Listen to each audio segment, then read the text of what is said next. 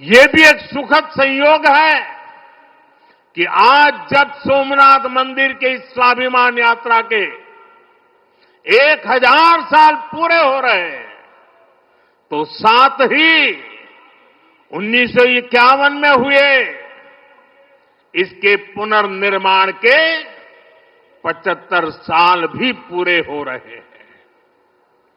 मैं दुनिया भर के करोड़ों श्रद्धालुओं को सोमनाथ स्वाभिमान पर्व की शुभकामनाएं देता हूं। साथियों, सोमनाथ स्वाभिमान पर्व 1000 साल पहले हुए विध्वंस के स्मरण के लिए नहीं, ये पर्व 1000 साल की यात्रा का पर्व है।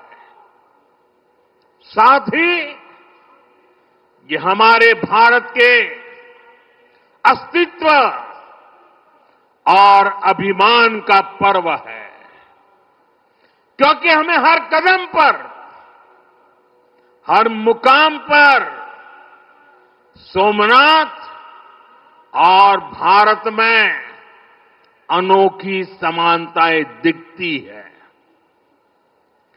जैसे सोमनाथ को नष्ट करने के एक नहीं अनेकों प्रयास हुए, दुष्प्रयास हुए, उसी तरह विदेशी आक्रांताओं द्वारा कई सदियों तक भारत को खत्म करने की लगातार कोशिशें होती रही, लेकिन न सोमनाथ नष्ट हुआ और न ही भारत नष्ट हुआ,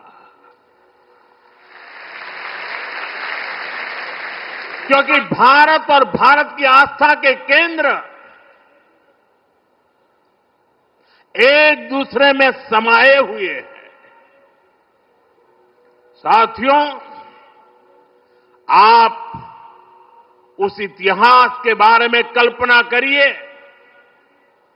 आज से 1000 साल पहले सन 1026 में सबसे पहले गजनी ने सोमनाथ मंदिर को तोड़ा। उसे लगा उसने सोमनाथ का वजूद मिटा दिया,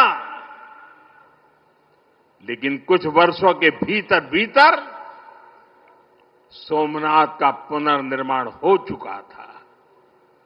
12वीं शताब्दी में राजा कुमारपाल ने मंदिर का भव्य जीर्णोद्धार करा दिया था, लेकिन 13वीं शताब्दी के अंत में अलाउद्दीन खिलजी ने सोमनाथ पर फिर आक्रमण का दुस्साहस कर दिया।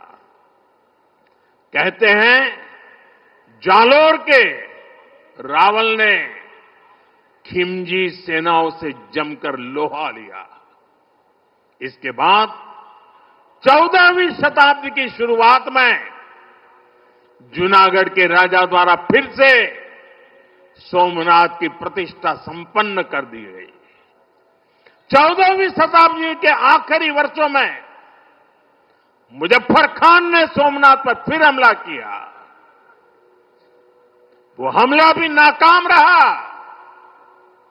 15वीं शताब्दी में सुल्तान अहमद शाह ने सोमनाथ मंदिर को दूषित करने की कोशिश की और इसी शताब्दी में उसके पोते सुल्तान महमूद बेगड़ा ने सोमनाथ पर आक्रमण कर मंदिर को मस्जिद बनाने की कोशिश की, लेकिन महादेव के भक्तों के प्रयासों से मंदिर पुनः जीवंत हो उठा।